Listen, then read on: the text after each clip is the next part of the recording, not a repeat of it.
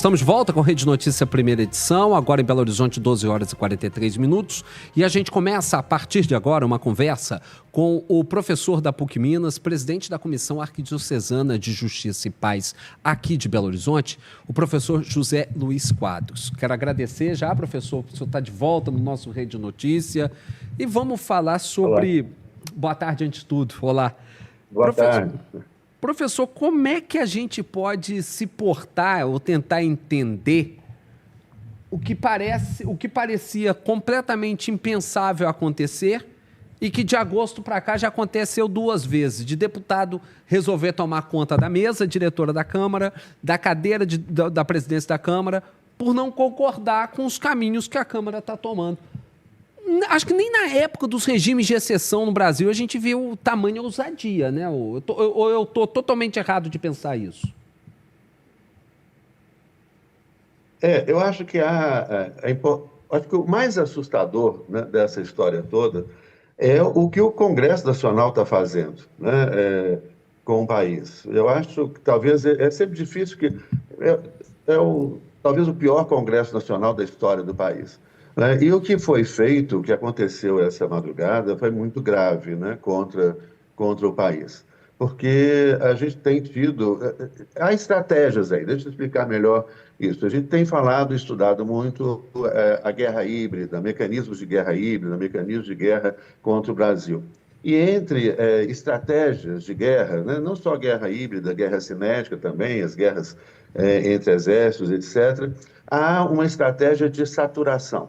Ou seja, se ataca todos os frontes, faz um monte de coisa ao mesmo tempo e deixa as pessoas perturbadas. O que aconteceu, né, ontem e essa madrugada, né, no Congresso Nacional foi tipo um ataque por saturação, né, para tirar direitos, desrespeitar a Constituição, né, desse Congresso Nacional, que é horroroso e é antinacional. Ele pode dizer a maioria desse Congresso é um Congresso antinacional. A gente teve, né, a votação do marco temporal. Nós tivemos um pequeno problema na queda do sinal com o professor, vamos reconectá-lo, que ele está conosco através de uma videochamada. Só para contextualizar, para quem está chegando agora no Rede Notícia, enquanto a gente recupera, né, o contato com o professor, que está analisando para a gente o que aconteceu lá na Câmara de Deputados em Brasília, o professor José Luiz Quadros. O que aconteceu ontem, para você que está chegando agora e que a gente está comentando aqui?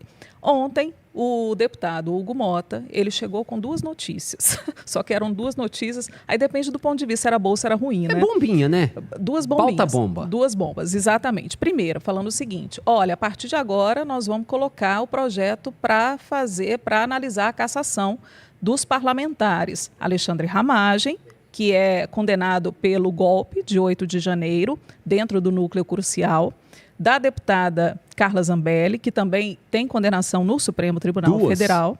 Exato. E ela está foragida, né?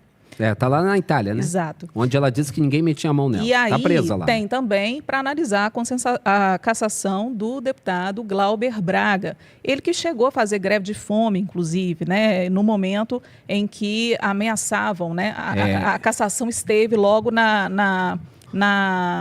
logo de forma...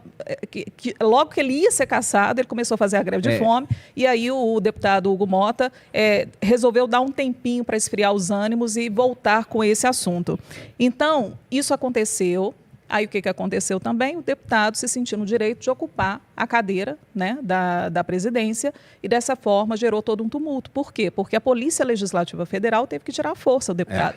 E aí a imprensa teve que sair também, e aí houve uma confusão danada. E durante a madrugada, depois disso, o presidente da Câmara, Hugo Mota, colocou em votação também o projeto da dosimetria em relação àquelas pessoas que foram condenadas pelo 8 de janeiro. Então, para analisar qual pena cada um deve levar, né, em relação ao que fez. Então, só para contextualizar isso, acho que a gente já tem um contato retomado com o professor.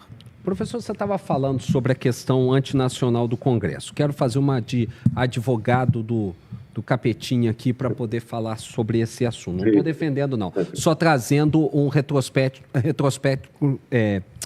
uma retrospectiva histórica sobre o Brasil e sobre como o Brasil tratou assuntos como esse ao longo da história. Dom Pedro II deu anistia a todo mundo que fez a Guerra dos Farrapos. Todas as revoltas do período regencial tiveram o mesmo par e passo. Durante a República, a gente teve vários fatos de pessoas que tentaram contra o golpe de Estado ou deram golpe de Estado e foram anistiados. Getúlio Vargas foi sacado do poder, 4 anos depois voltou a ser presidente da República. Na negociação para a retirada dos militares do poder após o golpe de Estado de 1964 e a permanência deles até 1985, para voltar, todo mundo deu uma anistia geral ampla e irrestrita para todos, dependente dos crimes ou não que cometeram.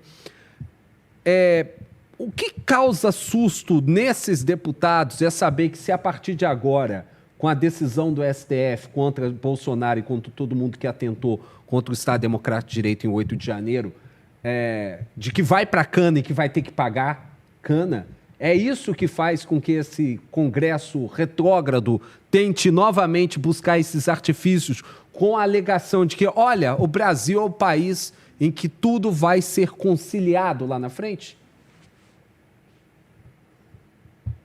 Olha, isso é muito interessante. O Brasil é um país de grandes acordos, né, de acordões. Se pegar a independência do Brasil, foi um acordo entre pai e filho, né, onde o pai volta para Portugal e deixou o Dom Pedro I aqui, né, assumindo o Império do Brasil. A República foi um golpe de Estado, né, não foi um movimento popular. A Revolução de 30 não foi uma revolução, mas um acordão também entre elites, né? O que se chamou de Revolução de 64 foi um golpe empresarial militar para manter privilégios. Então, o Brasil é um país de acordos permanentes. E o que assusta muito é que a gente continua nisso com, como eu disse, o pior Congresso Nacional da história.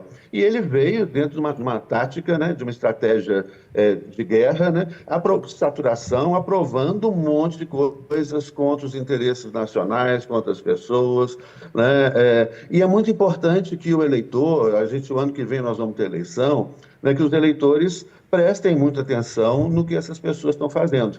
Né? Você tem um posicionamento normal assim, da direita e da extrema-direita, é aumentar penas, punir, punitivismo, mas agora, quando se trata, né, deles, né, ou seja, são os bandidos que estão presos, julgados, com provas fartas, etc., eles querem diminuir pena. Então é muito importante isso. Tentaram outro dia, né, aprovar também uma lei de anistia geral, lembrando também, você mencionou aí a questão da anistia, né, a anistia, esse acordo que foi feito, né, no final da ditadura empresarial militar, né, foi um acordo para perdoar também torturadores, né? A anistia não é para isso, é importante lembrar, né? A anistia é para o perdão de pessoas que lutaram pela democracia e não pessoas que torturaram. A tortura é o pior crime que existe, né? E o antigo presidente defendeu isso publicamente, defendeu tortura, e essa extrema-direita defende tortura. Então, a gente está vivendo um momento muito grave da República. E um momento especialmente grave, por quê? Porque estão utilizando instituições democráticas, né, utilizando o voto contra a democracia, utilizando o parlamento contra a democracia, utilizando o direito contra o direito, né, desse Congresso Nacional que perdeu qualquer pudor, né, qualquer limite, aprovando essas coisas, né, absurdas, e agora com essa redução de pena. Né, com essa redução de pena, né, a prisão, por exemplo, né, de alguns generais, ou a prisão desse ex-presidente, por exemplo, cairia para 3 anos, e ex-generais para 1 ano e pouco tempo. Agora, a questão não é nem também a pena em si, a questão é o uso do parlamento, da representação popular, para privilegiar determinadas pessoas. Né? Eu lembro uma vez, eu estava fazendo uma palestra, né, na época do Berlusconi, né, na Itália, né, e a pergunta que surgiu já pensou o dia que os bandidos, né, que as pessoas envolvidas com a bandidagem, envolvidas com o crime organizado, envolvidas, né, com a desonestidade, pessoas, né, já pensou quando essas pessoas forem maioria no parlamento? Né, porque uma coisa que a gente tem que pensar sempre, né, é que É o parlamento que faz as leis, é o parlamento que diz o que é o direito, o parlamento é que faz, né, o direito penal. Né? Então, portanto, os caras que estão fazendo as leis, esses caras estão envolvidos, e o nosso parlamento, infelizmente, a gente vê, parece, né, que o parlamento, que poderes legislativos municipais, estaduais e até federal, né, estão infiltrados de pessoas que estão ligadas ao crime organizado. Recentemente a gente viu aquele secretário, né, do governo paulista querendo aprovar uma lei que favorece, né, as facções, que favorece o crime organizado, enfim. Nós estamos diante de um escândalo, né, e que a gente precisa, a população precisa reagir, né, diante disso. Perfeito. E tem eleições, né? Quem sabe a gente consegue uma renovação também no Congresso. A gente vai para um rápido intervalo, professor. Peço que o senhor permaneça conosco, tá? O intervalo é rápido, assim como o pessoal que está acompanhando a gente, né? A gente está conversando aqui com o professor da PUC Minas, presidente da Comissão Arquidiocesana de Justiça e Paz de Belo Horizonte, José Luiz Quadros. A gente vai para o intervalo. Volta já já, 12h53. A TV que sua família pode assistir o dia inteiro existe. E ela se chama América TV. Valorizar. E já está escalado para mais um Placar Horizonte. É 19h e começa o programa. Pra você, por você. Léo Ângelo parte para o ataque com seu humor afiado e informações precisas. E aí, Aelton? Passa a bola pro Aelton, camisa 10, que não foge do jogo e dá opinião sem medo. Eu ainda estou muito pessimista. Tibucho aparece pela direita e chuta quem vai ganhar na próxima rodada. Os 3 de Minas irão ganhar.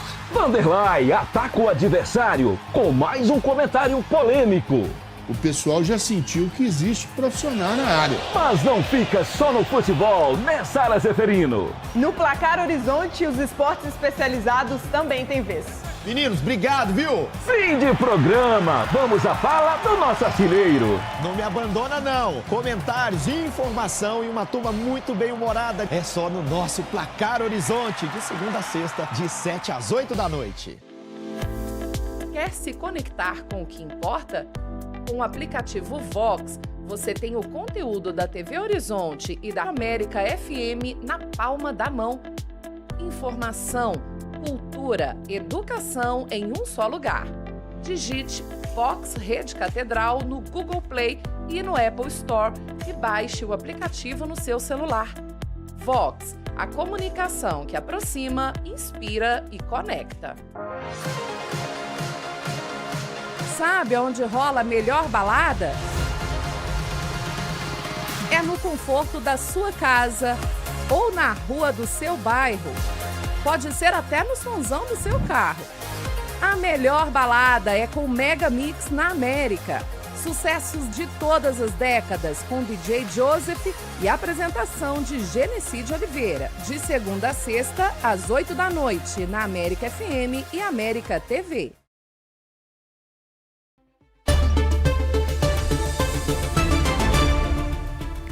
A gente está de volta aqui com o Rede Notícia, conversando com o professor José Luiz Quadros. Professor, como eu estava falando, a gente tem eleições, né? E cabe a nós, eleitores, modificar todo esse cenário que a gente tem no nosso legislativo. E eu queria um comentário final do senhor a respeito desse assunto, né? Da nossa responsabilidade, porque se a gente está vendo um Congresso com comportamentos tão lamentáveis como o que a gente tem acompanhado, a responsabilidade, de certa forma, também é nossa, né? E a gente está diante de um desafio que é muito grande e é muito importante que o nosso telespectador ele preste atenção nisso, porque a gente está vivendo um momento onde há uma interferência na construção da vontade popular por meio de fake news, né? E com a inteligência artificial ficou muito fácil construir mentiras, né? Você pode hoje colocar qualquer pessoa, na boca de qualquer pessoa, falando coisas que ela jamais disse. Então, isso afeta na escolha popular. As pessoas têm valores importantes, muitas vezes votam em um determinado candidato, achando que esse candidato vai defender os seus valores, né? Mas muitas vezes, ou enfim, bastante, né? Muitas vezes acontece de que esse representante é uma fraude. Então é muito importante as pessoas acompanharem, prestarem atenção no que as pessoas falam, né, e fazem, né? Elas falam muitas vezes uma coisa e fazem outras coisas. É muito importante ver quais são os deputados, por exemplo, que votaram contra a diminuição de penas, porque essa questão da redução das penas, né, que foi aprovada aí essa madrugada, né, isso vai afetar não só essas pessoas que cometeram crimes, e crimes que são crimes contra a democracia, mas Sim. afeta também, né, criminosos comuns. Então, é muito importante acompanhar isso. Essas pessoas não são sinceras, essas pessoas não são verdadeiras, as pessoas estão mentindo e enganando a gente. E é muito importante a gente, né, como bom mineiro, desconfiar, acompanhar e falar, olha, esse aqui está protegendo o bandido. É isso. Professor, muito obrigada, viu, pela participação, pela gentileza em nos atender. Até a próxima. Eu que agradeço, até a próxima. Desculpe ter falado muito, mas a gente entusiasma com essa situação tão triste. De forma que tá alguma, foi acontecendo no nosso brilhante. país. Foi brilhante, como sempre. Um abraço. Obrigada. Tchau, tchau. Está ficando por aqui o Rede Notícia, primeira edição. Às 5 da tarde a gente está de volta com muita informação para você na tela da TV Horizonte, da América TV e no som da América FM. E agora tem bola na rede, Júnior Brasil, a mesa já está completa.